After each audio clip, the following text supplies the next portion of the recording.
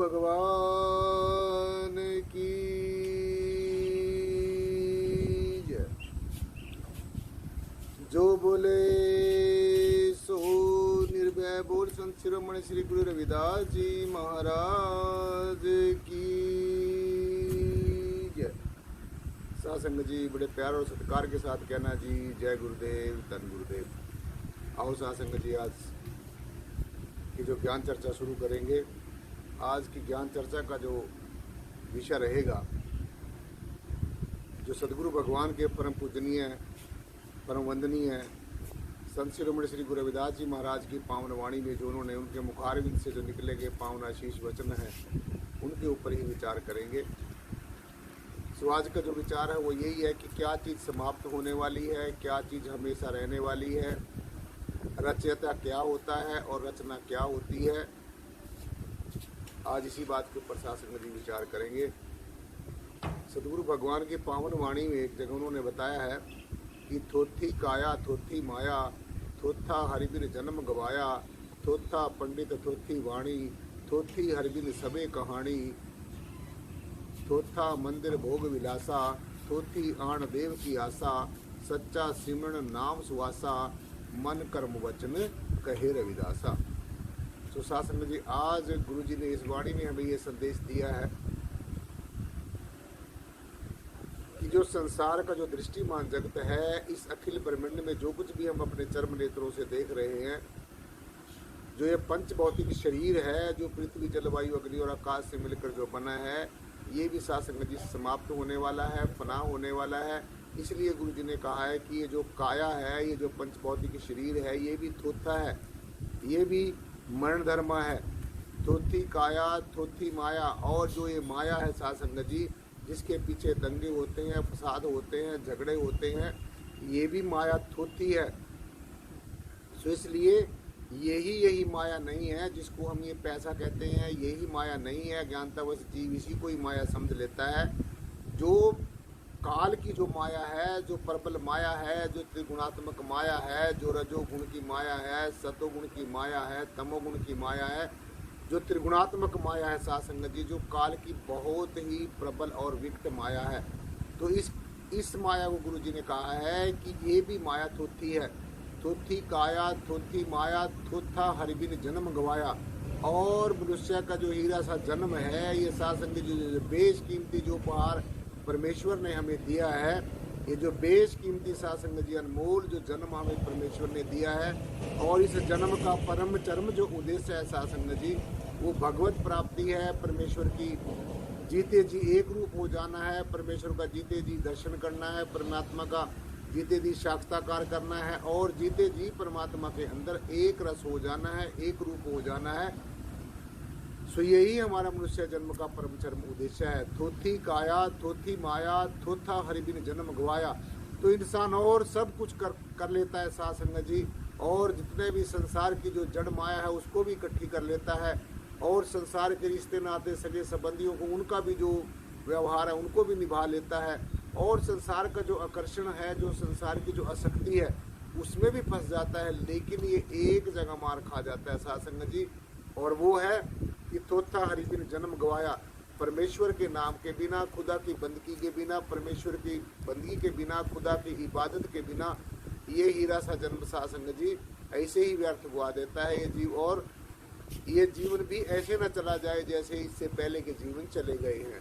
पहले के जो जन्म हुए हैं, जो इस मनुष्य जन्म में जन्म लेने से पहले, जो इससे पहले जो निम्न जो श्रेणियों में जीवात्मा जाती रही सासंग जी, उनमें ज्ञान नहीं था, विवेक नहीं था। लेकिन इस मनुष्य के अंदर तो ये तो साक्षात पार ब्रह्म है, ये तो साक्षात सगुण स्वरूप है सासंग जी, जो गुरु जी ने बताया है। लेकिन थोथा हरिबिन जन्म गवाया, हरि के नाम के बिना, परमेश्वर की बंदगी के बिना, खुदा की इबादत के बिना, ये हीरा सा जन्म ऐसे ही कौड़ियों के भाव लुट जाता है, और अंततः फिर जो जीव है वो हाथ मलता रह जाता है, और उसके हाथ में फिर कुछ भी नहीं लगता। थोथा हरिबिन जन्म गवाया, थोथा पंडित थोथी वाणी। जितना भी पांडित्य है सासंग जी, जितना भी वेदों शास्त्रों ग्रंथों उपनिषदों पुराणों महापुराणों का पठन पाठन करके जो पंडित्व प्राप्त होता है, जो विद्वता प्राप्त होती है, तो गुरु महाराज कहते हैं कि ये भी थोथा है। क्योंकि ये सिर्फ बातें हैं जो वेदों, शास्त्रों, ग्रंथों, उपनिषदों के आधार पर है, लौकिक शब्दों के आधार पर है, तो ये भी हमेशा रहने वाली नहीं है। जब तक जीव बोल रहा है, सुन रहा है और जो इंद्रियों से ग्रहण कर रहा है, देख रहा है, ये सब कुछ इंद्रियों का विषय है। तो ये भी सब कुछ जो भी इंद्रियों से ग्रहण किया जाता है वो स्थिर रहने वाला नहीं है। जो प्राप्त होता है साथ संगत जी, वो एक दिन ना एक दिन समाप्त भी जरूर होता है। इसलिए थोथा हरिबिन जन्म गवाया, थोथा पंडित थोथी वाणी, और सबसे विशेष ध्यान करने वाली जो बात है, गुरु जी कहते हैं कि जो ये वाणी है जिसको हम वेदों, शास्त्रों, ग्रंथों, उपनिषदों, पुराणों में पढ़ते हैं, ये भी थोथी है अगर इसके ऊपर विचार ना किया जाए, अगर इन सदगुरुओं के जो आशीष वचन है उनको अपने जीवन में धारण ना किया जाए, अगर उन शब्दों का अनुसरण ना किया जाए, अगर वाणी के ऊपर सत्संग जी अमल ना किया जाए, अगर सदगुरु के पद चिन्हों के ऊपर ना चला जाए, तो ये वाणी भी सदगुरु भगवान ने थोथी बता दी है।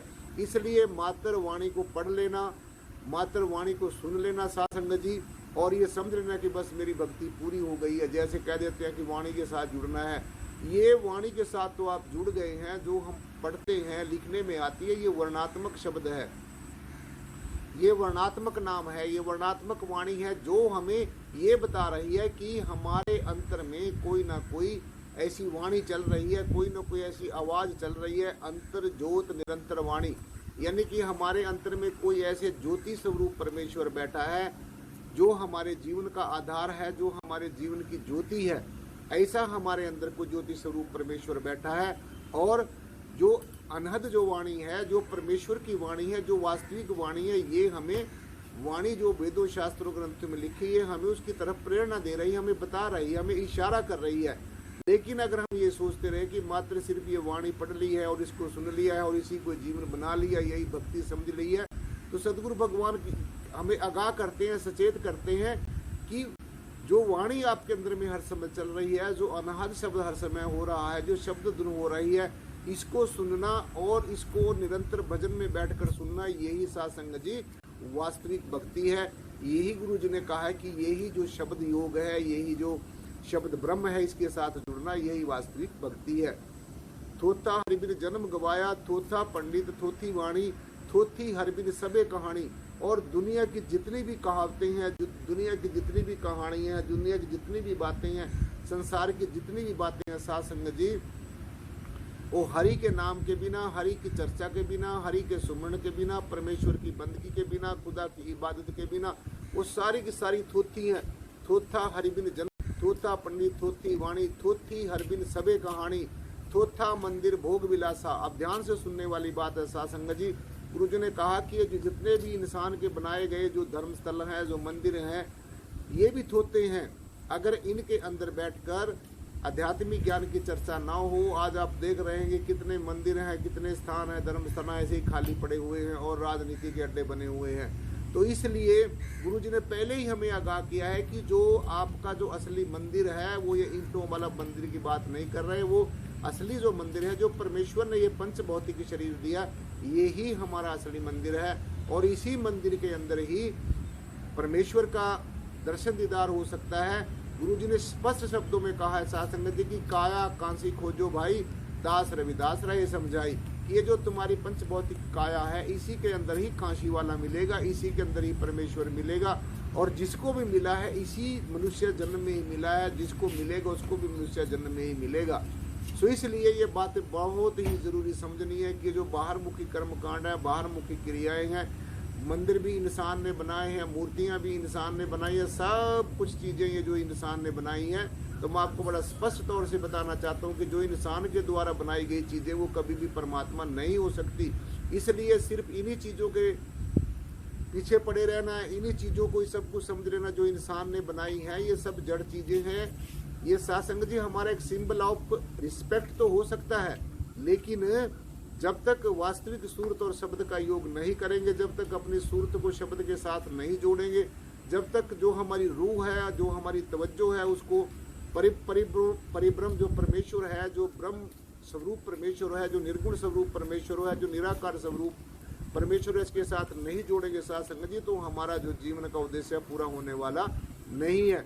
इसलिए थोथा मंदिर भोग विलासा, और जितने भी संसार के भोग हैं, जितने भी इंद्रियों के भोग हैं, जितने भी क्षणिक भोग हैं, इन क्षणिक भोगों से, इस इंद्रियों के भोगों से, इन इंद्रियों के रसा स्वादनों से कभी भी सासंग जी शांति नहीं मिल सकती। ये सारे के सारे इंद्रियों के द्वारा जो ग्रहण किए जाते हैं, जो संसारिक जो रसा स्वादन है, जो इंद्रियों के भोग हैं सासंग जी, वो सारे के सारे जो हैं वो क्षण भंगुर हैं, वो फॉर द टाइम बिंग है, वो हमेशा रहने वाले नहीं हैं। उनमें कोई सुख, क्षणिक सुख तो मिल सकता है, लेकिन हमेशा रहने वाला परमानेंट जो आनंद है, परमानेंट जो शांति है, जो स्थिर, जो चिरस्थायी जो शांति है, जो स्थिर रहने वाला आनंद है, वो इनसे नहीं मिल सकता। तो इसलिए सदगुरु भगवान ने हमें आगाह किया है, सचेत किया है कि थोथा मंदिर भोग विलासा, थोथी आण देव की आशा। और देवी देवों के पूजा आराधना करने से भी सासंग जी हमें देवगति तो मिल सकती है, लेकिन सदगति नहीं मिल सकती। इसलिए सदगुरु भगवान ने हमें आगाह किया कि आपने परिपूर्ण ब्रह्म का ध्यान करना है, परिपूर्ण ब्रह्म के बारे में ही ज्ञान प्राप्त करना है। और ये जो परिपूर्ण ब्रह्म है, ये जो आपका अपना ही स्वरूप है, इसलिए परमात्मा को जानने से पहले अपने आप को जानना है। अपने आप को जो जान लेता है वही परमात्मा को जान सकता है, क्योंकि आपका अपना स्वरूप ही सासंग जी परमात्मा है। आपका अपना स्वरूप ही जो है वो निज स्वरूप ही आत्मा है। इसलिए पहले अपने आप को जानना है। भी मैं ये मात्र शरीर नहीं हूँ, मैं इसके अंदर रहने वाली एक पावन पवित्र आत्मा हूँ, और मुझ आत्मा का कभी विनाश नहीं होता। मैं अजर हूँ, अमर हूँ और अविनाशी हूँ, क्योंकि मेरा जो सोर्स है, मेरा जो परमपिता परमेश्वर है, वो भी चैतन्य स्वरूप है, सत स्वरूप है, चेतन स्वरूप है, आनंद स्वरूप है। इसलिए मैं भी परमेश्वर का अंश हूँ। तो मेरा जो असली स्वरूप है, ये भी सत रूप है, चेतन रूप है, आनंद स्वरूप है, सर्वाधार है, सबका मूल है। तो जब इस तरीके से सासंग जी जो साधक है वो अपने आप को जान लेता है, अपने आप को पहचान लेता है, तो फिर उसको और तरह की किसी तरीके की जो है गणना करने की जरूरत नहीं रह जाती।